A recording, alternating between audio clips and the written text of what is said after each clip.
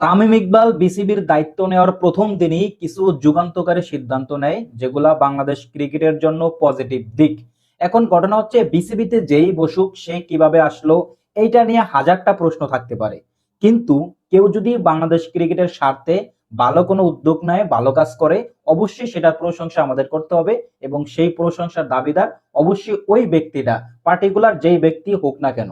এখন ঘটনা হচ্ছে, তামিম ইকবাল এই যে যুগান্তকারী সিদ্ধান্ত নেয়, এর মধ্যে উনি প্রথম দিকেই হচ্ছে ক্রিকেটারদের যে বেতন, ম্যাচ ফি, এগুলার দিকে মনোনিবেশ করে এবং এগুলা মোটামুটি ভালো পরিমাণ ইনক্রিজ করে দেয়। সেখানে কি হচ্ছে, মহিলা ক্রিকেটারদের জন্য ম্যাচ ফি হচ্ছে টি-20-তে 10,000 টাকা করে দেয়। এরপরে হচ্ছে টেস্ট ওডিআইতে 15,000 এবং হচ্ছে 20,000 করে দেয়। এবং ওনাদের যে বেতন ছিল এতদিন 30,000 টাকা, সেটা এখন 40,000 টাকা করে দেয়। আর মেন্স ক্রিকেটে যেটা হয়, এতদিন যে বেতনটা অবহেলিত ছিল, যে আমাদের ফার্স্ট ক্লাস ক্রিকেট যেটা ছিল, এখন ঘটনা হচ্ছে ফার্স্ট ক্লাস ক্রিকেটের যারা খেলে, যে সকল ওই ক্রিকেটটা যারা খেলে পার্টিকুলার, তাদেরকে যদি আমরা তাদের মনোবল বা তাদেরকে যদি আমরা স্যালারি দিয়ে, যদি আমরা আপনার মনে করেন যে তাদের এই যে যে খরচ আছে বা তাদের সংসার বিভিন্ন যাবতীয় যে সকল তাদের ইনস্ট্রুমেন্ট লাগে, এই ভরণ পোষণটা যদি আমরা না দিতে পারি, সেই ক্ষেত্রে আমাদের ফার্স্ট ক্লাস ক্রিকেট কখনই আসলে ভরপুর হইব না, কেউই মনোনিবেশ করতে পারবো না এবং মনোযোগ দিতে পারবো না। সেইখানে তামিম ইকবাল কি করলো, ওই ফার্স্ট ক্লাস ক্রিকেটে যেই বেতন হয় সেখানে হচ্ছে তিনটা ক্যাটাগরি, এ বি সি। এ ক্যাটাগরিতে বেতন ছিল এতদিন 35,000 টাকা, সেটাকে উনি ইনক্রিজ করে 65,000 টাকা করছে। এরপরে বি ক্যাটাগরি, সেখানে স্যালারি ছিল 25,000 টাকা, সেইটাকে ইনক্রিজ করে এখন 50,000 টাকা হয়েছে। এবং সি ক্যাটাগরি যেটা ছিল, সেখানে ছিল মাত্র 20,000 টাকা। আমাদের ফার্স্ট ক্লাস ক্রিকেটারদের সি ক্যাটাগরিতে যারা খেলতো এতদিন, তাদের স্যালারি মাত্র 20,000 টাকা ছিল।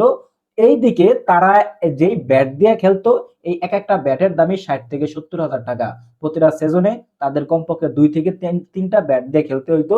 সো এই ক্রিকেটারদের স্যালারি মাত্র 20,000 টাকা ছিল, এই স্যালারিটা তামিম ইকবাল ইনক্রিজ করে এখন 40,000 টাকা করে দিছে। সো এই যে পজিটিভ দিকগুলা ক্রিকেটের জন্য, আমরা যতই চিল্লাই, যতই কই যে বাংলাদেশ ক্রিকেটের পারফরমেন্স ভালো না, ভালো খেলে না, শুধু হারে, আমরা যদি দিন শেষে ক্রিকেটারদেরকে যদি আমরা মনে করেন যে তাদের যে ভরণ পোষণ, তাদের যে খরচ, এগুলা না দিতে পারি, তাদেরকে যদি আমরা তাদের মনোবল বৃদ্ধি করতে না পারি, দিন শেষে বাংলাদেশ ক্রিকেট কখনই আগাইব না। সো এই যে তামিম ইকবাল খান প্রথম দিকেই একবারে বিসিবির দায়িত্ব নেওয়ার প্রথম দিনই তিনি এই দিকটা বিবেচনা করছেন এবং এই দিকটা সমাধান করার চেষ্টা করতেছেন। সো এই মাত্র শুরু, আস্তে আস্তে এটা আরো সমাধান হইব। আমাদের বিসিবি বোর্ডে মনে করেন যে 2,000, 3,000, 4,000, 5,000 কোটি টাকা থাক, সেটা থাকলে কি হইব, আমরা যদি এই টাকাটা ব্যাংকে ধরে রাখি, আমরা আমাদের নিজের পকেটের ভিতরে রাখি, কিন্তু আমরা আমাদের প্লেয়ারদের পেছনে খরচ করলাম না, ইনস্ট্রুমেন্টের পেছনে খরচ করলাম না, তো দিন শেষে ক্রিকেটের উন্নতি কিভাবে হইব?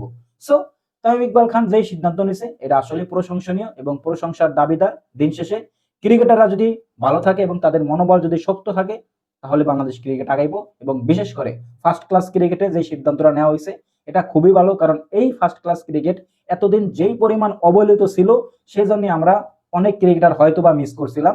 কারণ এই স্যালারি স্ট্রাকচার থাকলে কেউই বাংলাদেশ ক্রিকেটে আগ্রহ বেশি একটা দেখাইবো না। এখন মোটামুটি যেই স্যালারি স্ট্রাকচার করা হয়েছে, দিন শেষে আস্তে আস্তে প্লেয়ারদের আগ্রহ বাড়বো, তাদের পারফরমেন্সের দিকে তারা মনোনিবেশ করতে পারবো। বাংলাদেশ ক্রিকেট আশা করি আস্তে আস্তে তামিম ইকবালের হাত ধরে এগিয়ে যেতে পারবে।